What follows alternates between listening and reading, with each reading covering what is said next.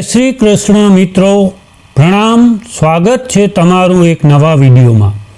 मारो पति रोज शहर में मारा माटे जलेबी लावतो हतो, जेने हूँ बहु शौकथी खाई लेती हती, परंतु ए पछी मने होश नहोतो रहतो। सवारे उठती त्यारे कपड़ा भीना रहता हता अने एक दिवस पतिए लावेली जलेबी ने मैं फेंकी दीधी अने सुवानुं नाटक करीने सूई गई। अने पछी जे मारा पतिए मारी साथे कर्युं ए सांभळीने तमारा रूवाटा ऊभा थई जशे। कारण के लग्ननी रात्रे पति रूम में आवता पहला ज मैं लाल कलरनी मॉडर्न साड़ी पहेरी हती के ते पहली नजरे मने जोवे अने तेमनुं दिल मारी पर हारी जाए। एम तो हूँ गामडानी हती, पण आ साड़ी मने मारी मोटी बहने आपी हती, जेना लग्न शहर में थया हता। तेणीए ज मने पतिने काबू में राखवानी घणी वातो जणावी हती। मारा पति मनोज रूम में आव्या त्यारे मारी आ साड़ी जोईने ऊभा रही गया। तेमनी नजर में तो हूँ गामडानी छोकरी हती। मनोज सामे मॉडर्न साड़ी पहेरीने मने शरम तो बहु आवती हती, पण हवे ते मारा पति हता अने मारे तेमनुं दिल जीतवुं हतुं। मैं हमेशा लग्नना सपना घणी वखत जोया हता अने आजनी रात विશે खबर नहीं કેટલી વાર વિચાર્યું હતું। મિલનની ક્ષણ સામે આવી ત્યારે મારા દિલના ધબકારા વધી ગયા હતા। મનોજ મારી નજીક આવ્યા અને પ્રેમથી મારો હાથ પકડીને કહેવા લાગ્યા કે તું બહુ સુંદર છે। મનોજના આ શબ્દોએ મને નવી જિંદગી આપી દીધી હતી અને હું પોતાને હવામાં મહેસૂસ કરી રહી હતી। મનોજે ખિસ્સામાં હાથ નાખ્યો તો મને લાગ્યું કે તે મને મું દેખાઈની ગિફ્ટ આપશે, પણ મનોજે જ્યારે ખિસ્સામાંથી હાથ કાઢ્યો ત્યારે મને નવાઈ લાગી। તેમના હાથમાં જલેબીની થેલી હતી અને મનોજ પોતે જ તે થેલી ખોલી અને કહ્યું કે લગ્નની રાત્રે સૌથી પહેલાં હું તને મારા હાથે જ જલેબી ખવડાવીશ। મનોજની વાત સાંભળીને મારા હોઠ પર સ્મિત આવી ગઈ। કહેતા હતા કે મારા માટે ખાસ કરીને શહેરમાંથી જલેબી બનાવીને લાવ્યા છે। મનોજે એ જલેબી પ્રેમથી મારા મોંમાં મૂકી તો મેં પણ ખુશીથી ખાઈ લીધી। તે ખૂબ જ સ્વાદિષ્ટ હતી। મનોજ મારી આંખોમાં આંખો નાખીને મારી સાથે પ્રેમભરી વાતો કરવા લાગ્યા અને મને ખબર નહીં કે હું કેવી રીતે ઊંઘમાં જવા લાગી। થોડીવાર પછી મને હોશ પણ ના રહ્યો। સવારે જ્યારે મારી આંખો ખુલી ત્યારે ઘડિયાળમાં પૂરા 10 વાગ્યા હતા। મારા કપડાં ભીના હતા। હેરાન હતી કે આ રાતની રાહ જોવામાં મેં દરેક ક્ષણ ઘણી ગણીને વિતાવી હતી। એ રાતના હું કેવી રીતે સૂઈ ગઈ। પછી મને મનોજનો વિચાર આવ્યો। ખબર નહીં તે મારા વિશે શું વિચારતા હશે। કપડાં કેવી રીતે ભીના થઈ ગયા હતા। મનોજ રૂમમાં નહોતા। મેં તરત જ મારા કપડાં બદલ્યા અને નાહી ધોઈને તૈયાર થઈ ગઈ। હું મારા વાળને વળાવી રહી હતી ત્યારે મનોજ રૂમમાં આવ્યો। તેમનો મૂડ ખૂબ જ બગડેલો હતો। તે કંઈ બોલ્યા પણ નહીં। મેં તેમની સાથે વાત કરવાની કોશિશ કરી તો તે સંપૂર્ણપણે ગુસ્સે થઈ ગયા હતા અને આ વાત મારાથી સહન ન થાય તેવી હતી। મેં વિચારી લીધું હતું કે હું કોઈ પણ રીતે મનોજને મનાવીને જ રહીશ। મનોજના ગયા પછી મારા સાસુ રૂમમાં આવ્યા। મારી આંખોમાં આંસુ જોઈને તેમને આશ્ચર્ય સાથે પૂછ્યું, શું થયું વહુ? મેં તેમને જણાવી દીધું કે મેં મનોજને નારાજ કરી દીધા છે। તે કહેવા લાગ્યા કે હું હમણાં જ મનોજ સાથે વાત કરું છું, પણ મેં હાથ પકડીને મારા સાસુને રોકી દીધા। તેમને કહ્યું કે તે મનોજ સાથે કોઈ વાત તો ન કરે, નહીં તો તે મારાથી વધારે નારાજ થઈ જશે। મારી વાત સાંભળીને તે ચૂપ થઈ ગયા અને કહ્યું કે નાની નાની વાતોને દિલ પર ના લો। થોડા દિવસ મનોજની સાથે રહીશ તો તું તેની આદતને તું સારી રીતે સમજી જઈશ। હું તેમની વાત સાંભળીને ખુશ થઈ ગઈ હતી। હું મારા માતા પિતાની લાડકી હોવાની સાથે સાથે મારા સાસુની પણ ખૂબ લાડકી હતી। જોકે નાનપણથી જ મને તેમના પુત્ર મનોજ સાથે લગ્ન કરવાની ઈચ્છા હતી અને જેવી જ હું 15 વર્ષની થઈ તો તે મને મળવા માટે આવ્યા હતા અને જતાં જતાં મારું મોં મીઠું કરાવીને જતા રહ્યા। હું ખૂબ ખુશ હતી કારણ કે તે મને ખૂબ પ્રેમ કરતા હતા। તેથી મારા માતા પિતાને પણ આ સંબંધ સામે કોઈ વાંધો નહોતો। મનોજ શહેરમાં સારી નોકરી કરતા હતા। તે વહેલી સવારે શહેરમાં જવા નીકળી જતા અને રાત્રે જ ઘરે પાછા આવતા. તેમની કમાણીથી જ મારા સાસુએ ગામમાં મોટું ઘર બનાવી લીધું હતું. હું અને મનોજ ઘણા વર્ષોથી મળ્યા ન હતા, કારણ કે તે વધારે સમય શહેરમાં વિતાવતો હતો. ઘરે આવતો ત્યારે અમારા ગામમાં આવવાનો તેની પાસે સમય પણ નહોતો રહેતો, પરંતુ સંબંધ હોવા છતાં પણ તે મને મળવા અમારા ગામમાં નહોતો આવતો.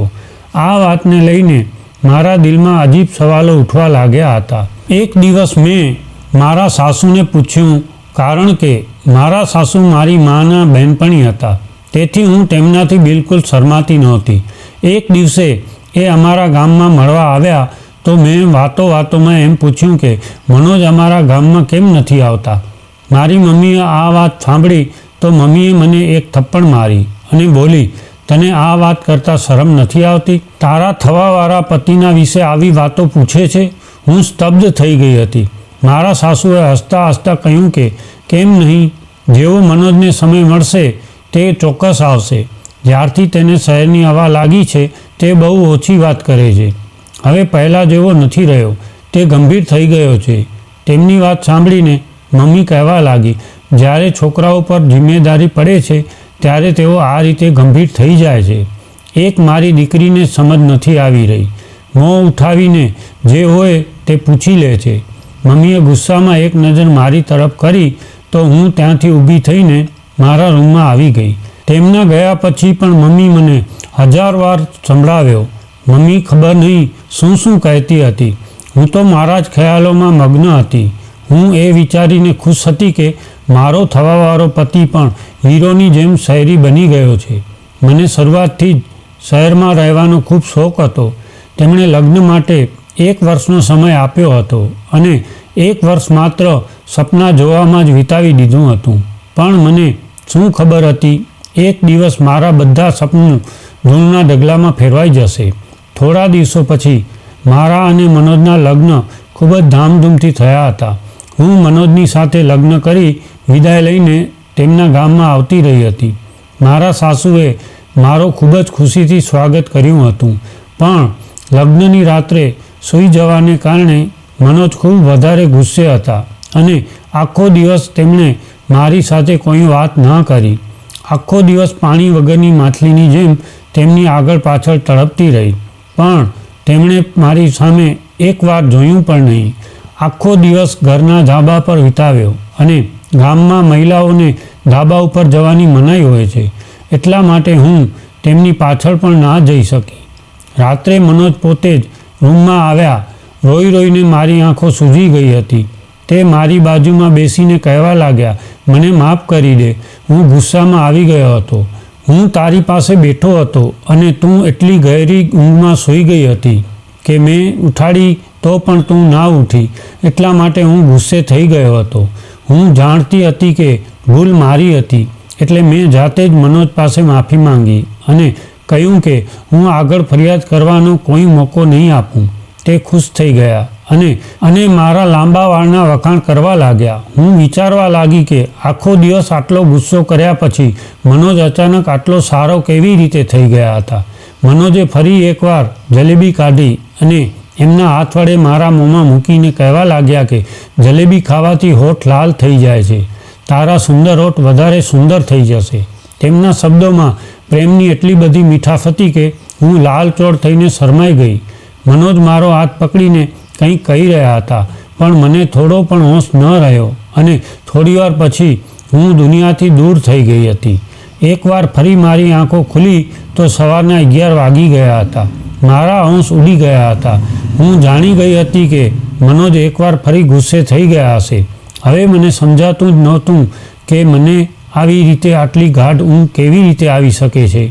મારા કપડાં પૂરેપૂરા ભીના હતા અને મને ઠંડી લાગી રહી હતી. હું ઝડપથી નાહી ધોઈને તૈયાર થઈ ગઈ અને જ્યારે હું રૂમમાંથી બહાર આવી ત્યારે રૂમની બહાર મારા પતિ ગુસ્સામાં મારા સાસુને કહી રહ્યા હતા કે તમે મારા લગ્ન એવી છોકરી સાથે કરાવી દીધા છે જેને ઊંઘવા અને ઉઠવાની કોઈ સમજ નથી. હું કેવી રીતે આની સાથે આખી જિંદગી વિતાવી શકું? આને એ પણ ખબર નથી કે ગામડાની મહિલાઓ સવારે વહેલા ઉઠીને ઘરના કામકાજ કરે છે. તમે સવારથી ઉઠીને ઘરના કામો કરો છો અને તે મહારાણીની જેમ સૂઈ રહી છે. અને જો આવું જ રહ્યું તો હું લાંબો સમય તારી પ્રિય વહુને મારા ઘરમાં સહન નહીં કરી શકું. મનોજના આ શબ્દો સાંભળીને હું ગભરાઈ ગઈ. હું કલ્પના પણ નહોતી કરી શકતી કે મારા પતિ આટલા કડક હશે. આની આગળ વાતો સાંભળવાની મારામાં હિંમત ન હતી. હું ચૂપચાપ રીતે રસોડામાં જતી રહી હતી. મારા સાસુ સાચે જ સવારથી જ કામમાં લાગ્યા હતા, કારણ કે રસોડું પણ સંપૂર્ણ સ્વચ્છ હતો અને બપોરનું જમવાનું પણ તૈયાર થઈ ગયું હતું. હું મનોજની સાથે સાથે મારા સાસુની નજરમાં પણ ખરાબ થઈ રહી હતી. મને સતત મારી જાત પર ગુસ્સો આવતો હતો. ખબર નહીં મને શું થઈ ગયું હતું. હું આખા ઘરનું ગોળ ચક્કર લગાવીને આવી ત્યારે તે બધા કામ કરી ચૂક્યા હતા અને કદાચ આ કારણે મનોજ હદથી વધારે ગુસ્સે હતા. તે ફરીથી ધાબા ઉપર જતા રહ્યા હતા, કારણ કે તેમને સારી રીતે ખબર હતી કે હું તેમની પાછળ ધાબા ઉપર નહીં જઈ શકું. હું આખો દિવસ રડતી રહી, એ ખુશી માટે જેના માટે મેં આખો વર્ષ રાહ જોઈ હતી. હજુ સુધી તેમનાથી દૂર હતી. ન તો મનોજનો સાથ પૂરેપૂરો નસીબ થયો હતો કે ન તો તેમના દિલમાં જગ્યા બનાવી શકી હતી. અને મનોજના શબ્દોએ મને સારી રીતે એ વાત જણાવી દીધી હતી કે જો મારાથી કોઈ ભૂલ થશે તો તે મને ઘરમાંથી કાઢી મૂકશે. મારા ગામમાંથી મારી મમ્મીના વારંવાર ફોન આવતા હતા. મમ્મી કહેતી હતી કે 1 અઠવાડિયા માટે અમારા ઘરે આવીને રહી જા. વિધિ પ્રમાણે લગ્ન પછી દીકરી 1 અઠવાડિયા માટે તેના પિયરમાં રહેવા માટે આવે છે.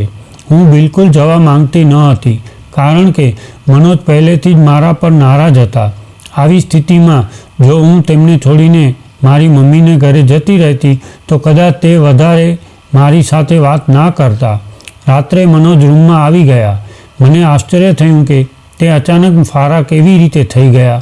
મારી પાસે બેસીને પોતે જ પૂછવા લાગ્યા કે તારી મમ્મીનો ફોન કેમ આવ્યો હતો. મેં બધી વાત જણાવી દીધી તો કહેવા લાગ્યા કે સારી વાત છે, તું તારા પિયરમાં જઈ આવ, નહીંતર મમ્મી કહેવા માંડશે કે મેં ના પાડી હતી. મારી નોકરી પણ આવતીકાલથી શરૂ થઈ રહી છે. હું પણ વહેલી સવારે શહેરમાં જઈશ તો રાત્રે જ ઘરે પાછો આવીશ. તું ત્યાં 1 અઠવાડિયું રહીને આવી જજે અને મમ્મીને પણ તારી સાથે લઈ જા. મને મનોજની આ રીતે દૂર રહેવાનો ભરોસો ન હતો. મારામાં એટલી હિંમત ન હતી કે હું આગળ તેમની વાત સાંભળી શકું. એટલા માટે હું ખુશી ખુશી રાજી થઈ ગઈ. મનોજે ફરી જલેબી કાઢીને પોતે જ મારા મોંમાં નાખી દીધી અને કહેવા લાગ્યા, તું આને ઝડપથી ખાવાને બદલે આરામથી ખાવાનું રાખ. આ જલેબી શહેરના પ્રખ્યાત હલવાઈની છે. તેનાથી તારા હોઠ રેડ થઈ જશે અને ખૂબ જ સુંદર દેખાશે. હું મનોજને આ રીતે બદલાતા જોઈને ખૂબ જ પરેશાન હતી. તે જેટલા એટલા કડક હતા એટલા જ પ્રેમાળ પણ હતા અને તેમને ગુસ્સે થવું તે બરાબર હતું. મારી ભૂલને કારણે તે ગુસ્સે હતા. મનોજ કહેવા લાગ્યા કે હું મમ્મીને કહીને આવું કે તારે કાલે તારા ગામ જવાનું છે, મારી રાહ જોજે. મનોજની વાત સાંભળીને હું હસી પડી. મેં વિચારી લીધું હતું કે આજે હું કોઈ પણ સંજોગોમાં સૂઈશ નહીં અને મારે મનોજની રાહ જોવાની હતી. ગામમાં જતા પહેલાં તેમના દિલમાંથી મારું તમામ અંતર ભૂંસી નાખવું હતું. મેં ઝડપથી મોડર્ન રેડ સાડી પહેરી લીધી. હું દિવાલ ઉપર લાગેલા અરીસામાં મારા હોઠને જોઈ આશ્ચર્યચકિત થઈ ગઈ હતી. તે સાચું જ કહેતા હતા કે મારા હોઠ રેડ થઈ જશે. હું બેડ પર આવીને બેસી ગઈ. તેમની રાહ જોવા લાગી. પણ મનોજ પાછા આવે તે પહેલાં એકવાર ફરી હું ઊંઘી ગઈ હતી. સવારે 10 વાગે મારી આંખ ખુલી ત્યારે મનોજ શહેર જવા નીકળી ગયા હતા.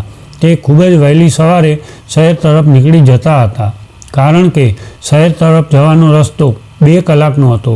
મને પોતાની ઉપર રડવાનું આવી રહ્યું હતું. લગ્નના 1 અઠવાડિયા પછી પણ હું મનોજ સાથે કોઈ સંબંધ બાંધી શકી ન હતી અને મનોજના ગુસ્સાનું એકમાત્ર કારણ હું જ હતી. હું એ વિચારીને ચિંતિત હતી કે મારા કપડાં ભીના કેવી રીતે થઈ જાય છે. કદાચ મનોજ મને ઉઠાડવાની કોશિશ કરતા હતા. હું રૂમમાંથી બહાર આવી ત્યારે મારા સાસુ પણ ગામ જવા તૈયાર થઈ ગયા હતા. મારા સાસુ મને જોઈને કહેતા લાગ્યા કે મનોજ તો ઓફિસે જતો રહ્યો છે, હવે આપણે બંનેને ગામ જવા નીકળવાનું છે. હું દુઃખી દિલથી મારા પિયરમાં જવા માટે નીકળી ગઈ. મારું દિલ તો મનોજની સાથે જ શહેરમાં જતું રહ્યું હતું. હવે મારે તેમને 1 અઠવાડિયા પછી જ મળવાનું હતું. મારા પરિવારના સભ્યો મને જોઈને ખુશ થયા અને મારી નાની બહેન તો ખૂબ જ ખુશ થઈ ગઈ. આખા ગામમાં મારી આવવાની ખબર પહોંચી ગઈ હતી એટલે સ્ત્રીઓનું ટોળું મને જોવા માટે આવવા લાગ્યો. પડોશી માસીની દીકરી સુનીતાના લગ્ન હતા. તે મારી પાકી બહેનપણી હતી.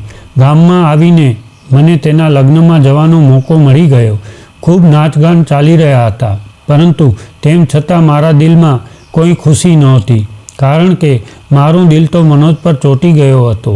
નવાઈની વાત તો એ હતી કે જ્યારથી હું મારી મમ્મીના ઘરે આવી હતી ત્યારથી મને જરાય ઊંઘ નહોતી આવતી અને મનોજ જ્યારે રૂમમાં આવતા ત્યારે તેમના આવતાની સાથે જ પલંગ પર પડીને સૂઈ જતી હતી.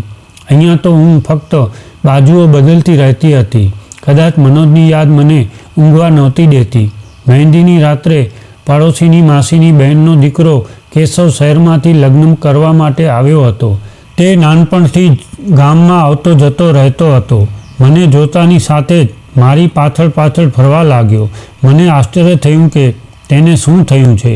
તેની નજર મારા પર સ્થિર હતી અને આ વાતને કદાચ મારા સાસુને પણ મહેસૂસ કરી હતી. મને અજીબ ગભરાટ થઈ રહી હતી.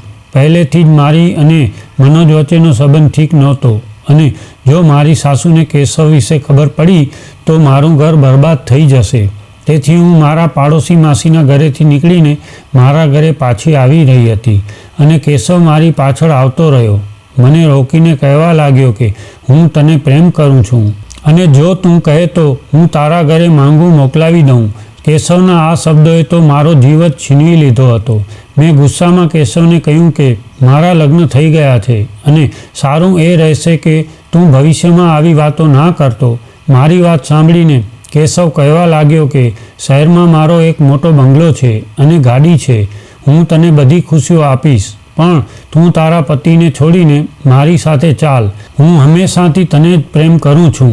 મને શું ખબર હતી કે 17 વર્ષની ઉંમરે તું લગ્ન કરી લઈશ. મેં તેને ગુસ્સામાં કહ્યું કે આજે તો આ વાત કહી દીધી છે, પણ ભવિષ્યમાં આવી વાત ના કરતો. હું મારા પતિને ખૂબ પ્રેમ કરું છું અને તારી એક ભૂલ મને બદનામ કરી શકે છે. કેશવ એ વખતે પાછો જતો રહ્યો, પણ મારા માટે સુનીતાના લગ્નની ઉજવણી મુશ્કેલ થઈ ગઈ હતી. તે ખૂબ જ નાલાયક સાબિત થયો હતો. વારે ઘડીએ બહાનું કાઢીને તે તેના ફોનમાં મારા ફોટા પાડી રહ્યો હતો. જેમ તેમ એક અઠવાડિયું વીતી ગયું અને હું મારા સાસુ સાથે પાછી મારા ઘરે આવી ગઈ. મનોજ આજે કદાચ કામ પરથી વહેલા પાછા આવી ગયા હતા. અમે કાલે બપોરે ઘરે પહોંચ્યા હતા અને મનોજ પહેલેથી જ ઘરે હતા. મનોજને જોઈને હું ખૂબ ખુશ હતી. જ્યારે હું પોતાનો સામાન રાખવા રૂમમાં ગઈ ત્યારે મનોજ તેમની માતાને મળવા તેમના રૂમમાં જતા રહ્યા. મેં વિચાર્યું કે હું પણ થોડીવાર મનોજ અને મમ્મીજી સાથે જઈને બેસું, પછી ઘરના કામકાજ કરીશ. એટલે સામાન મૂકીને ફરી તેમના રૂમની તરફ આવી તો મારા સાસુના શબ્દોએ મને હેરાન કરી દીધા. હું કલ્પના પણ કરી શકતી ન હતી કે મારા ઘરને બરબાદ કરનાર બીજું કોઈ નહીં પણ મારા સાસુ પોતે જ છે. તે ગુસ્સામાં મનોજને કહી રહ્યા હતા કે મેં નીકળતી વખતે તને કહ્યું હતું કે અમે પાછા આવીએ ત્યાં સુધીમાં તલાકના પેપર બનાવી લેજે, પણ તને તો અક્કલ જ નથી. મેં મારી આંખે જોયું છે કે તારી પત્ની કેટલી ખોટી છે, પણ તે તો આંખોમાં પટ્ટી બાંધી રાખી છે. મનોજ કહેતા હતા કે મારા માટે તેને છોડીને જવું તે શક્ય નથી. તે મારી પત્ની છે. હું તેને પ્રેમ કરું છું. તેનામાં હજારો ભૂલો હશે, પરંતુ હું તેને ક્યારેય જિંદગીમાંથી અલગ નહીં કરી શકું. મનોજ મારા પ્રેમની વાત કરી રહ્યા હતા અને મારા સાસુ બુરાઈ કરવામાં ડૂબેલા હતા. હું સમજી નહોતી શકતી આ બધું શું થઈ રહ્યું છે. મારા સાસુએ મારા લગ્નને કેટલા રસથી કરાવ્યા હતા, તો તે મને તલાક કેમ અપાવવા માંગે છે? અને મનોજ જે મને ખૂબ જ કડક લાગતા હતા તે કેટલા પ્રેમથી વાત કરી રહ્યા હતા અને મારા ખાતર તેમની માતા સાથે લડી રહ્યા હતા. મારું મન સંપૂર્ણપણે મૂંઝવણમાં હતું. રાત્રે જ્યારે મનોજ રૂમમાં આવ્યા ત્યારે મારો બિલકુલ પણ જલેબી ખાવાનો મૂડ નહોતો. મેં જલેબીની થેલી તેમના હાથમાંથી લઈ લીધી. જ્યારે મમ્મીજી તેમને કોઈ કામ માટે બોલાવવા લાગ્યા તો તે રૂમમાંથી નીકળીને જતા રહ્યા. મેં ધીમે રહીને થેલીને એક ખૂણામાં સંતાડીને મૂકી દીધી કે મને ઊંઘ નહીં આવે અને મેં આંખો બંધ કરી દીધી હતી. જ્યારે મનોજ રૂમમાં આવ્યા તો મારો જીવ નીકળી ગયો. જે પણ મેં જોયો મને મારી આંખો પર વિશ્વાસ ના થયો. મનોજે જગ ભરીને પાણી મારા ઉપર નાખી દીધું હતું. મેં મારી આંખો ખોલી નહીં. આજે હું દૂધનું દૂધ અને પાણીનું પાણી કરવા માંગતી હતી. મનોજ કોઈને બૂમ પાડીને કહેવા લાગ્યા કે અંદર આવી જા, આ સંપૂર્ણપણે બેહોશ થઈ ગઈ છે. થોડીવાર પછી એક સુંદર છોકરી મારા રૂમમાં આવતી રહી. તે મારા પલંગ પર મનોજ સાથે બેસી ગઈ અને તે બંને જે રીતે એક સાથે હતા તે જોઈને મારો જીવ નીકળી ગયો. આનાથી વધારે મારામાં સહન કરવાની હિંમત નહોતી. ઠંડા પાણીથી મારું શરીર ધ્રુજી રહ્યું હતું. હું ઊભી થઈને બેસી ગઈ. મને જાગેલી જોઈને તે બંનેની આંખો આશ્ચર્યથી ફાટી ગઈ. મેં મનોજ સામે ગુસ્સામાં જોયું. હું એ વખતે એટલા ગુસ્સામાં હતી કે મને મનોજથી ડર પણ નહોતો લાગતો. મેં મનોજને કહ્યું કે મને સાચે સાચું કહો, આ છોકરી કોણ છે? જલેબીમાં એવું શું હતું કે હું મારા હોશ ખોઈ બેસતી હતી? તમે આ બધું કેમ કર્યું અને મને આટલો મોટો ધોકો શા માટે આપી રહ્યા છો? હું એક પછી એક સવાલ પૂછતી ગઈ અને મારી અંદર એક તોફાન ઉઠ્યું હતું. મનોજ માથું નમાવીને કહેવા લાગ્યા કે આ છોકરી તેમની પત્ની છે અને તેની સાથે લગ્ન કરીને 2 દિવસ પહેલાં જ ગામમાં આવ્યા હતા. તે ક્યારેય મારી સાથે લગ્ન કરવા માંગતો ન હતો, પરંતુ તેમની મમ્મીએ જબરદસ્તી તેમનો સંબંધ મારી સાથે નક્કી કરી દીધો હતો. પત્નીનું નામ સાંભળતા જ મારા પગ નીચેથી જમીન ખસી ગઈ. મનોજ કહી રહ્યા હતા અમારા લગ્ન રોકવા માટે 2 દિવસ પહેલાં તેમને એ વિચારીને રિયા સાથે લગ્ન કરી લીધા કે જ્યારે તે રિયાને આ ઘરમાં બહુ બનાવીને લાવશે તો તેની મમ્મી મારી સાથે લગ્ન નહીં કરાવે. પરંતુ તેમની મમ્મીએ તેમની એક વાત પણ ન સાંભળી અને મનોજ પર દબાણ કર્યો કે તે રિયાને તલાક આપી દે. મનોજે રિયાને ધાબાવાળા રૂમમાં બેસાડી દીધી, કારણ કે ગામમાં મહિલાઓને ધાબા પર જવાની મનાઈ હતી. એટલે મનોજને યકીન હતો કે હું ક્યારેય તેમની પાછળ ધાબા ઉપર નહીં જાઉં. મનોજ જાણી જોઈને જલેબીમાં નશાની દવા મિક્સ કરતા હતા, કેમ કે હું સૂઈ જાઉં અને રોજ રાત્રે મારા રૂમમાં જ રિયા સાથે તે વખત ગુજારે.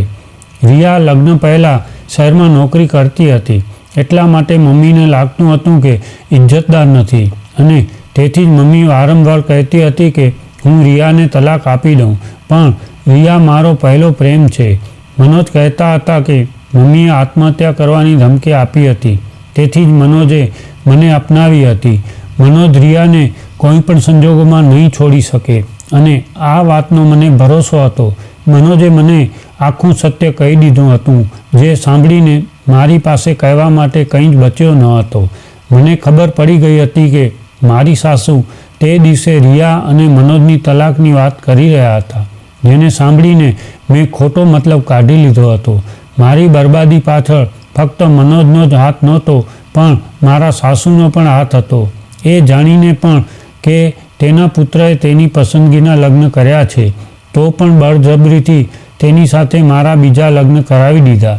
મેં મનોજની સાથે જિંદગી વિશે ઘણા સપના જોયા હતા. એવા ઇન્સાનની સાથે હું ક્યારેય જિંદગી વિતાવી ના શકું, જે બીજા કોઈને આટલો બધો પ્રેમ કરતો હતો. તેના ખાતર મને નશાવાળી જલેબી પણ ખવડાવી શકતો હતો.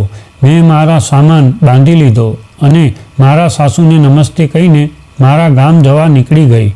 મારી સાસુએ મને રોકવાનો ઘણો પ્રયત્ન કર્યો. તે મને વારંવાર ખાતરી આપતા હતા કે મનોજ રિયાને છોડી દેશે અને મારો બની જશે, પણ હું ક્યારેય એવી વ્યક્તિ સાથે રહી શકતી ન હતી જે મને પ્રેમ નહોતો આપી શકતો. મેં મારા માતા પિતાને કહીને મનોજ પાસેથી તલાક લઈ લીધો હતો. હું મારા માતા પિતાની લાડકી રાણી હતી. તે પોતે મને આવી આગમાં ફેંકવા માંગતા ન હતા. પાડોશી કાકીના કારણે કેશવને ખબર મળી ગઈ હતી કે હવે હું એકવાર ફરી એકલી થઈ ગઈ છું. એટલા માટે કેશવે તેના પરિવારજનોને મોકલીને મને અપનાવવાની વાત કરી હતી. હું અત્યારે લગ્ન કરવા માંગતી જ ન હતી, તેથી મેં સ્પષ્ટ ના પાડી દીધી. મારે હવે આગળ ભણવાનું હતું અને મારા પગ પર ઊભું થવું હતું. મારા અભ્યાસની સાથે સાથે મારા પેપર પણ પૂરા થઈ ગયા હતા અને મેં તેને ફરીથી શરૂ કર્યું હતું. દરેક લગ્ન સફળ જ હોય એવું જરૂરી નથી, પરંતુ એક નિષ્ફળ લગ્નનો અર્થ એ નથી કે તે વ્યક્તિ નિષ્ફળ હોય છે. મારા લગ્નની નિષ્ફળતા પછી હું ખૂબ જ વધારે સફળ થઈ ગઈ હતી. ભણવામાં પહેલો નંબર મેળવીને અમારા ગામનું નામ સમગ્ર જિલ્લામાં રોશન કરી દીધું હતું. જો મારી કોઈ વહાલી બહેન કે દીકરી અસફળ દાંપત્ય જીવનનો ભોગ બની હોય તો એ યાદ રાખજો કે જિંદગીમાં આગળ વધવા માટે નવા રસ્તાઓ શોધવાનું શરૂ કરો અને જિંદગીમાં અન્ય સફળતા મેળવો. તો મિત્રો, આશા રાખું છું તમને આજની વાર્તા ખૂબ જ ગમી હશે. જો વિડીયો પસંદ આવ્યો હોય તો વિડીયોને લાઈક, શેર અને આપણી ચેનલ ઉપર નવા હો તો ચેનલને સબસ્ક્રાઈબ જરૂર કરજો. જય શ્રી કૃષ્ણ.